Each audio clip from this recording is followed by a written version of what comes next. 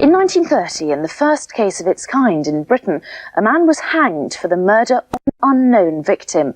Well, tonight, more than 60 years on, we reveal new clues that could finally put a name to the mystery victim of the blazing car murder.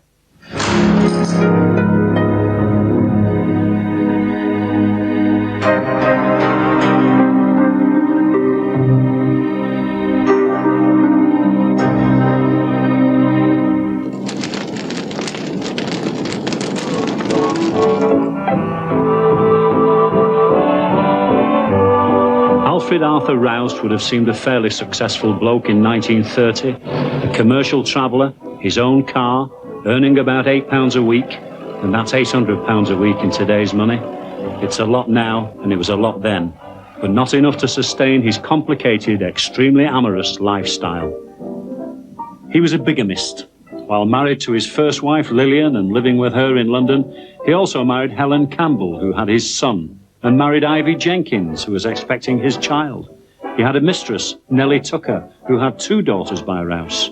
Supporting his harem, as he called them, had put him deep into debt. So he planned to disappear.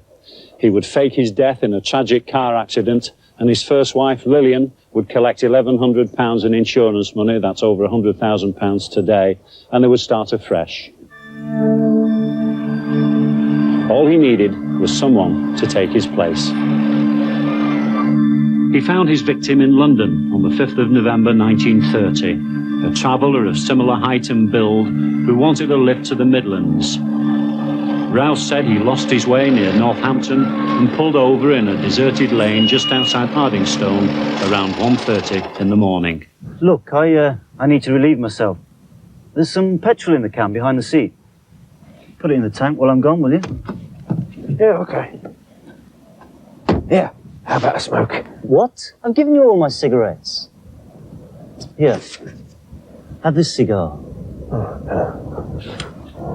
But Rouse didn't relieve himself, as he so politely put it. He took a mallet from the car boot and rained it down repeatedly on the man's head, knocking him unconscious.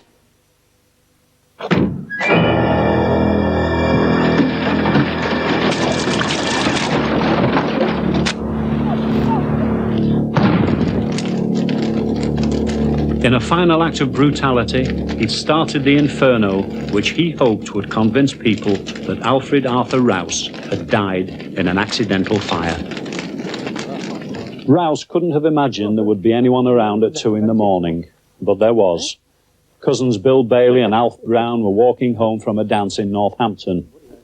Although it happened 63 years ago, Alf Brown remembers the moment as if it were yesterday, a time when he was a 20-year-old brewery worker in Northampton. When we got to Hardingstone Lane, we saw this bloke come out of the ditch. Somebody well dressed, and he got an attaching case with him. What are you into that fire over there, Alf? I think somebody's had a bonfire. He went on then toward London Road, and with that, of course, we ran up the lane. There was a slight hill and a bend. Whereas when up this started, he could see it was a car. Anyway, he couldn't get near it because the heat was terrific. I said, "Bill, you can fetch your dad, and I'll go and fetch Harry Carpin." He was the policeman. The heat from the fire burned the body beyond recognition. What was left was found slumped across the front seats. The man was never identified. Next morning, the devastation was clearly evident. A car registration number was traced to Rouse. At first, it was thought to be an accident, but it soon became a full-scale murder hunt.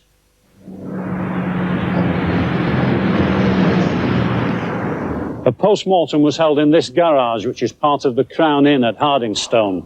A pathologist found traces of petrol soaked into what was left of the victim's trousers.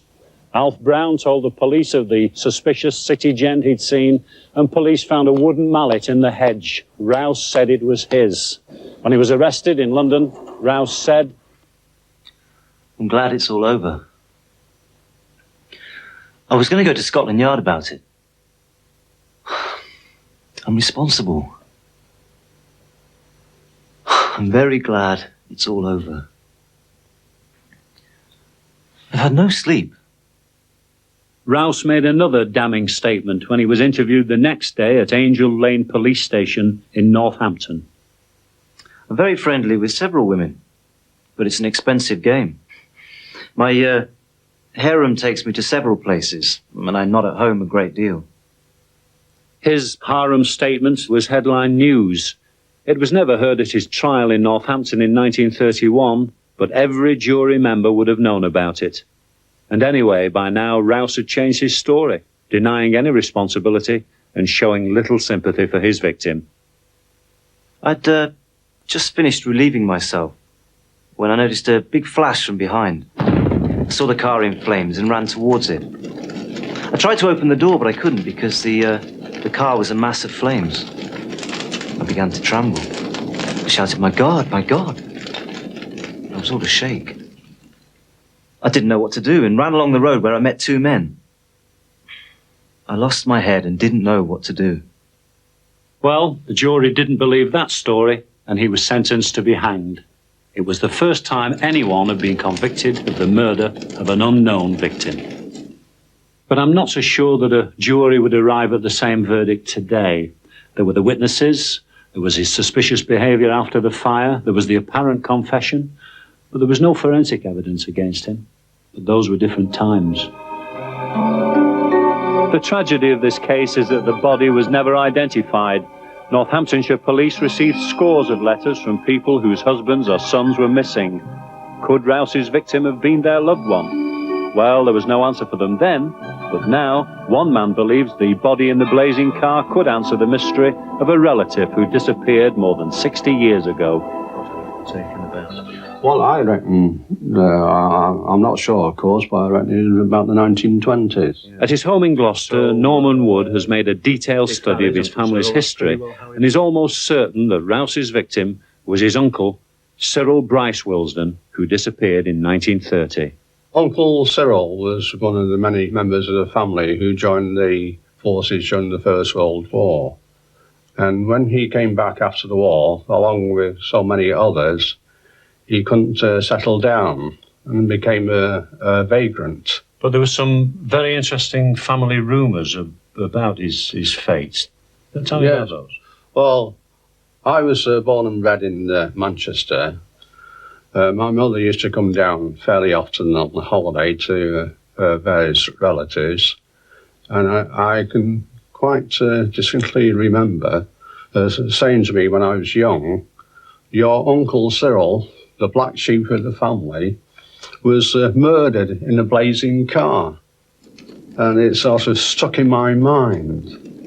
There are no records, but it's an unusual family rumour. Interestingly, too, Rouse would have been through Gloucester numerous times. In the days before motorways, the city was on the route he would have driven from London to Gelligar in Wales to see his third bigamous wife, Ivy Jenkins. Rouse was a commercial traveller. I think that somehow he made contact with Cyril.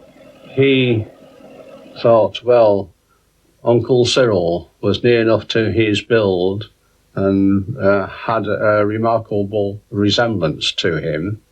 And then he conjectured this plan of disposing of Cyril to make it believe that he was himself, Rouse.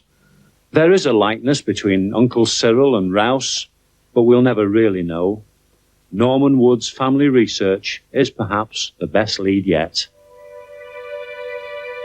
Crime writer Paul Harrison, also a serving police officer in Northamptonshire, has researched the Rouse case in depth and believes Norman Wood could be right. Rouse probably knew his victim. PC Latimer, who was at one time Rouse's jailer, for want of a better phrase, he would actually commute with Rouse from Bedford Prison to Northamptonshire Courthouse. He obviously knew Rouse better than anybody within the official circles of the police forces. And PC Latimer, before he died, actually stated that he did believe Rouse knew his victim. But after he'd been sentenced to hang, he still didn't... He denied it. He denied it all the way. Took the secret to the gallows. He did.